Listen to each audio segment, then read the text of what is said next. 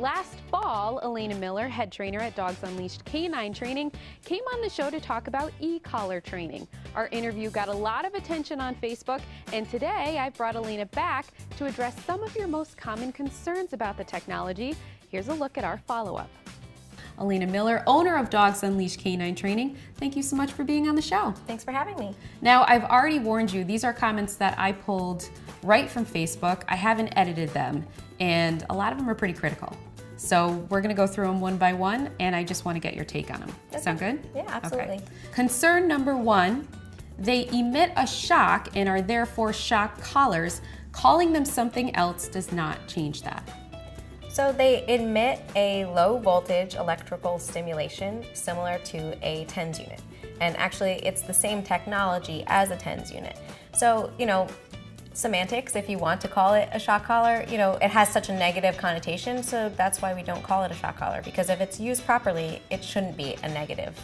It's not like a defibrillator. If you need to defibrillate someone, the reason that you can't touch them is because if you touch them, it'll go through your body. If you're touching the dog, you're not going to feel it. It doesn't go anywhere other than the 2 contact points.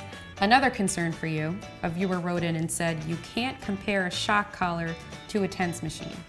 A TENS machine is a muscle contraction. It's actually the same, like I said, it's the same technology nowadays. Back when the collars were first invented, it had one level.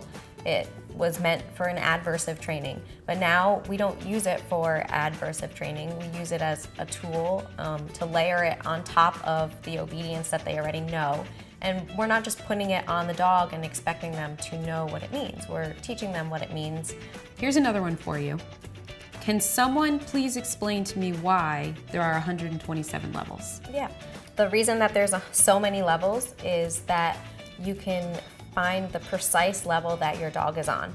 So if they're, with the cheaper brands that don't have as many levels, 1 might be too little and 2 might feel like 25. And so the jumps are a lot higher because there's a lot less levels. So if there's more levels, you don't really feel much difference between level 8 and level 9. So the more levels, the better in the case of the e-collar. Yeah, absolutely. You shouldn't, if you're teaching it correctly, you shouldn't have to go to those higher levels. They're there just so that you have that many more to choose from on the lower end. In our original interview, you talked about how if your dog has an e-collar on, you're gonna need to move it every couple of hours to make sure they don't get pressure points. So our next concern is in response to that. Someone wrote in and said, if it isn't so bad, why would you have to move it every 2 hours? Yeah, it's not actually the stimulation that's causing those pressure points. The collar doesn't even have to be on. But if someone has the collar on for long periods of time, like all day, it's just like if you were sitting on something that was poking you, usually when you get up, there's an imprint.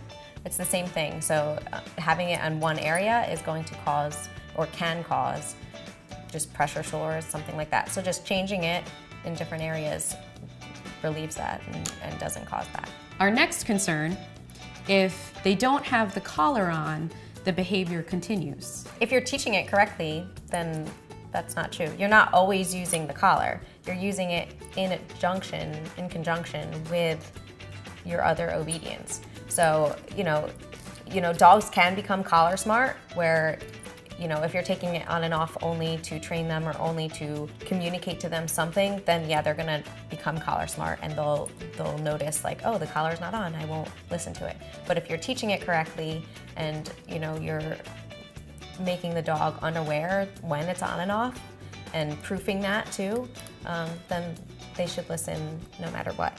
Our next concern, a dog's self-esteem and emotional well-being is adversely affected. Not if you're using it properly. It actually can give dogs more confidence because it's a lot more clear in what it's saying. If you're teaching it correctly and you're saying, hey, when you feel this, look to me and I'll basically cheat for you and tell you what to do. It's a lot less hands-on for physically, body language wise. So it's a lot less intimidating because you're not physically moving them. Like I said, the dog should already know the commands beforehand. And even if they don't, you can still teach stuff with the e-collar, but you're still helping them so that they're not just like, what do you want from me? So in that case, yeah, it gets the dogs more confidence because it's a lot more clear. And as long as you're using it properly, it shouldn't have any negative effects. Another concern our viewers had, they are a cruel, well, it's really just more of a statement. It's right at you. They are a cruel and lazy way to train. It's not cruel. It's, you know, is it more cruel to let the dog off leash that doesn't have any obedience and have no way to call them back if there's a distraction and let them get hit by a car?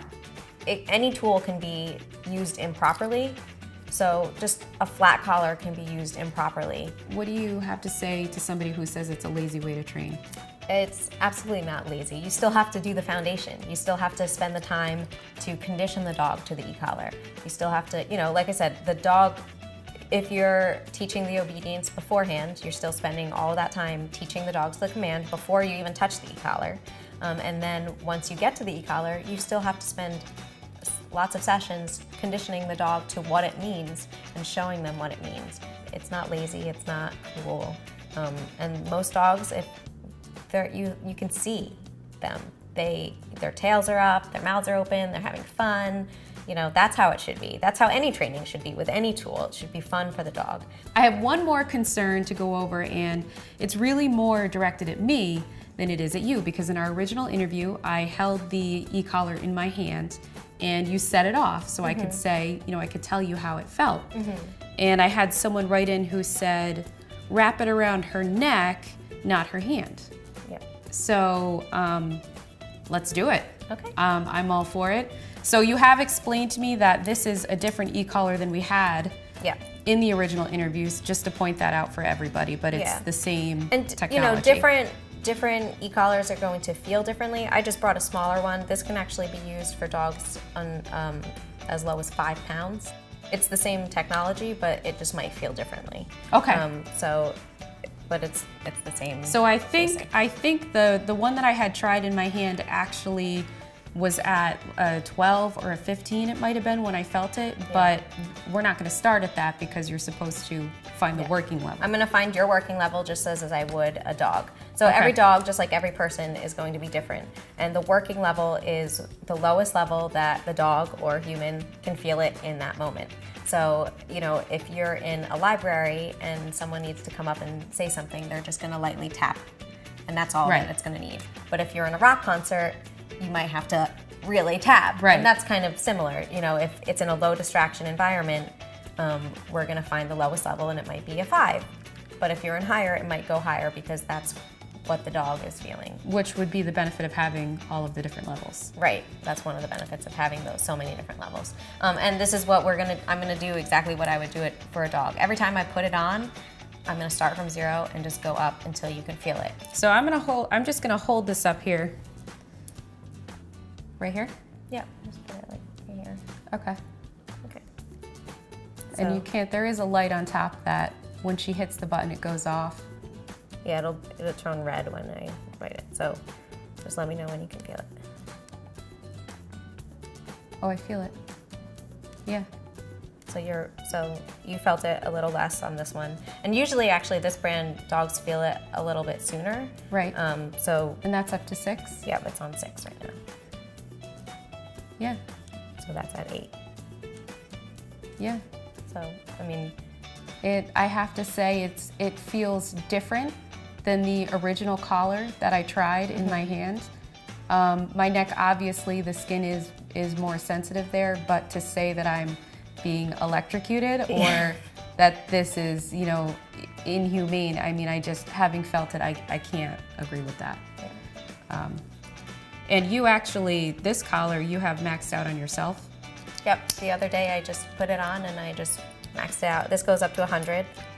You know, but that's another thing is, like, I'm not putting it on a dog and maxing it out. Right. You shouldn't need to. If you're doing it properly, you shouldn't need to go on those high levels. And I also want to point out too that electric fences and bark collars, they're different. You know, they're more adversive because they're they're going to be stronger because they want to stop whatever's happening. So, you know, stopping a barking, that's going to be so a higher this I correction. mean, this isn't even the same collar that you would use in an electric fence setting. Right, right. It might be the same technology, but like I said, they're at higher levels because they're stopping right away.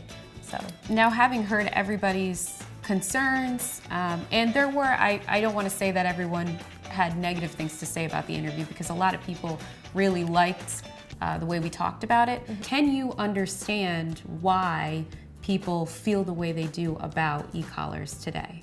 yeah, definitely. I mean, I was in your shoes too. Before I became a trainer, I went to a trainer and I didn't know how they trained, and they just said, here's an e-collar, and I was like, what? And you know, same with the pressure points. I was like, oh, is this burning them? And then I realized, like, no, it's just, it's a pressure point. So I think the biggest thing is learning about it. And I'm not telling you to go out and buy an e-collar. I'm just giving you information on a tool that can be used great if properly used. Anything, like I said, anything can be used improperly. You know, a lot of times the people that are against it, it's more because they just don't know anything about it, or they've seen it be abused. It's so easy to go out and get one and abuse it. But that's not what I want you to do. I want you to learn how to use it. I want you to, if you actually think it's something that you want to use, then go out and hire someone that knows how to use it and can teach you how to do it properly. That way, you know, like I said, it can be great if used properly, but it can also be bad if you don't know what you're doing. And that's what we're trying to avoid. All right, Elena Miller, thanks for sitting in the hot seat today. We really appreciate it. Yeah, thanks for having me.